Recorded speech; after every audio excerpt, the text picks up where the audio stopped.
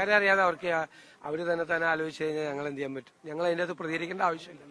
സർക്കാരിന്റെ കൂടി പങ്കാളിത്തം, സർക്കാരിന്റെ ആദ്യ ഓണമാണല്ലോ, പൊതുവൊരു സംസ്ഥാനത്ത് ഓണം മൂട് എങ്ങനെയാണ്? തീർച്ചയായിട്ടും എല്ലാവരും വളരെ നമുക്കൊരു പ്രകൃതി ദുരന്തം ഉണ്ടായി, അതിന്റെ ഒരു സങ്കടവും വിഷമമൊക്കെ ഉണ്ട്.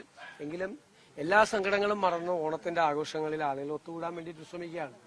അപ്പൊ അത് സർക്കാരും വളരെ ശ്രദ്ധയോടുകൂടി അതിന്റെ കൂടെ ഉണ്ടെന്ന് നിങ്ങൾക്ക് അറിയാലോ.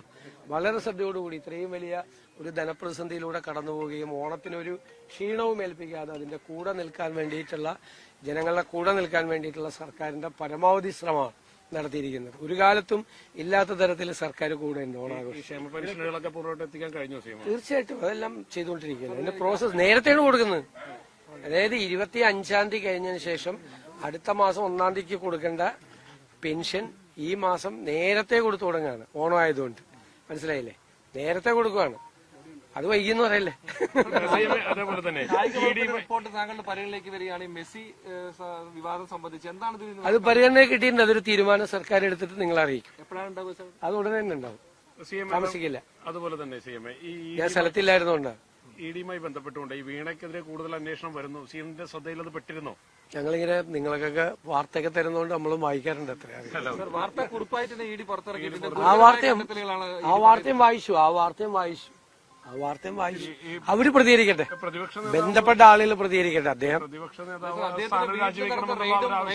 ഞങ്ങളൊന്നും മുന്നോട്ട് വയ്ക്കുന്നില്ല. അവര് പ്രതികരിക്കട്ടെ തന്നെ, അവര് പ്രതികരിക്കട്ടെ. ഒരു അന്വേഷണം നടക്കുകയല്ലേ. ഞാൻ ആ അന്വേഷണത്തിന്റെ ഇടയിൽ കയറി മുഖ്യമന്ത്രി എന്നുള്ള നിലയിൽ അതിനെക്കുറിച്ചൊരു കമന്റ് പറയുന്നതിൽ ഒരു അനൌചിത്യമുണ്ട്. പിന്നെ ആളുകൾ കാണുന്നുണ്ടല്ലോ, എല്ലാവരും കാണുന്നുണ്ടല്ലോ. അവര് പറയുന്നതും അവരുടെ പ്രവൃത്തിയും തമ്മിലുള്ള വ്യത്യാസം ആളുകൾ തിരിച്ചറിയുന്നുണ്ടല്ലോ. അതറിയട്ടെ. ഞാനൊരു അന്വേഷണം, ഒരു ഏജൻസി, കേന്ദ്ര ഏജൻസി അന്വേഷണം നടത്തുന്നതിന്റെ ഇടയിൽ ഞാൻ ഈ സ്ഥാനത്തിരുന്നുകൊണ്ട് ഞാൻ അതിനെക്കുറിച്ചൊരു കമന്റ് പറയുന്നതിൽ ഒരു അനൌചിത്യമുണ്ട്. ശരിയല്ല.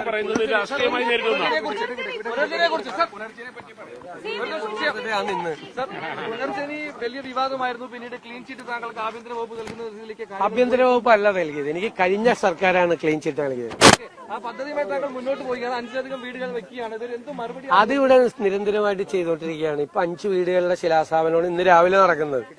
വേറെ ഒരു 5 വീടുകളുടെയും പിന്നെ ഒരു 4 വീടിന്റെ ഫ്ളാറ്റിന്റെയും പണി ഇപ്പൊ പൂർത്തിയാകാറായി. അതിവിടെ നടന്നുകൊണ്ടിരിക്കുകയാണ്. ഈ പ്രശ്നങ്ങൾ ഉണ്ടാക്കാൻ ശ്രമിക്കുന്നതിന്റെ ഇടയിലും ഇതെല്ലാം നടന്നുകൊണ്ടിരിക്കുകയാണ്. ഈ വർക്കെല്ലാം നടന്നുകൊണ്ടിരിക്കുക. അത് മുന്നോട്ട് പോകും. അത് അവര് തന്നെ അന്വേഷിച്ച് അവര് തന്നെ കണ്ടെത്തി ഒന്നുമില്ലെന്ന്, വീണ്ടും അവരൊന്നും കൂടി അന്വേഷിച്ച് വീണ്ടും കണ്ടെത്തി ഒന്നുമില്ലെന്ന്. ഇത്രയേ ഉള്ളൂ. അതങ്ങനെ പറയുമല്ലോ. അങ്ങനെ പറഞ്ഞുകൊണ്ടിരിക്കലാണല്ലോ ഈ രാഷ്ട്രീയത്തിലെ ഒരു പ്രശ്നം. അതാണല്ലോ, അവരുടെ മുമ്പിൽ 2 വിജിലൻസ് ഡയറക്ടർമാരുടെയും റിപ്പോർട്ട് ഇരിക്കുമ്പോഴാണ് അവർ തെരഞ്ഞെടുപ്പ് കാലത്ത് എനിക്കെതിരായിട്ട് പ്രചരണം നടത്തിയത്. അവരന്വേഷിച്ച അവരുടെ പോലീസിന്റെ 2 വിജിലൻസ് ഡയറക്ടർമാര് ഇത് പൂർണ്ണമായും നന്നായി നടത്തിയ ഒരു പദ്ധതിയാണ് എന്നാണ്. ഞാനൊരിക്കലും ഇത് രാഷ്ട്രീയ പ്രേരിതമായ അന്വേഷണം ഒന്നും പറഞ്ഞിട്ടില്ല. ഞാൻ പറയാം, അങ്ങനെ ഒരിക്കലും പറയില്ല. അന്വേഷിച്ചോളാണ് പറഞ്ഞത്. അന്വേഷിച്ച് ക്ലീൻ ചിറ്റ് കിട്ടുമെന്നുള്ള ഉറപ്പ് എനിക്കുണ്ടായി. ഞാൻ എന്റെ പ്രസംഗം നിങ്ങൾ എടുത്തു നോക്ക്. ഏത് ഏജൻസി അന്വേഷിച്ചാലും അതിനൊരു ക്ലീൻ ചിറ്റ് കിട്ടും. അവരെ അഭിനന്ദിക്കൂടി ചെയ്യുമെന്ന് ഞാൻ പറഞ്ഞിരുന്നു അസംബ്ലിയിൽ. ഞാൻ CBI അന്വേഷണം എന്ന് പറഞ്ഞപ്പോൾ ഞാൻ CBI കൂടി അന്വേഷിക്കട്ടെ. ഞാൻ എന്തിനാ അങ്ങനെയൊക്കെ കമന്റ് പറയണത്? ഇതെല്ലാം നിങ്ങളെല്ലാം കണ്ടുകൊണ്ടിരിക്കുകയല്ലേ. അതിലൊന്നും വരില്ല എന്നറിയാം. അത് നോക്കണം, ഇനിയിപ്പോ നോക്കണം. നേരത്തെ നമ്മൾ കഴിഞ്ഞ തെരഞ്ഞെടുപ്പ് കാലത്ത് അതുവരെ ഉണ്ടാക്കിയിരിക്കുന്നതിന്റെ ലിസ്റ്റ് കൊടുത്ത് ഇനി പുതിയത് നമ്മൾ കൊടുക്കണം. ഇപ്പൊ നമ്മൾ ഏകദേശം ഒരു 100-150ഓളം വീടുകൾ നമ്മൾ പൂർത്തിയാക്കാൻ വേണ്ടി സഹായിക്കുന്നുണ്ട്. പൂർത്തിയാക്കാൻ വേണ്ടി വീട് പണി ഞങ്ങളുടെ ലൈഫ് പദ്ധതിയിലേക്ക് 4 ലക്ഷം രൂപ കിട്ടുന്നുള്ളത് പൂർത്തിയാക്കാൻ പറ്റുന്നു. അത് പൂർത്തിയാക്കാൻ വേണ്ടി 1 ലക്ഷം രൂപ മുതൽ 2 ലക്ഷം രൂപ വരെ നിരവധി വീടുകൾക്ക് 100-ലധികം 150ഓളം വീടുകൾക്കായിട്ട് കൊടുക്കുന്നുണ്ട്. പിന്നെ ഇതുപോലത്തെ തീരെ ബുദ്ധിമുട്ടുള്ള ആളുകൾക്ക് ഇതിപ്പോ 450 സ്ക്വയർ ഫീറ്റാണ് വീട്. ഇന്ന് 5 വീടുകളുടെ ശിലാസ്ഥാപനമുണ്ട്.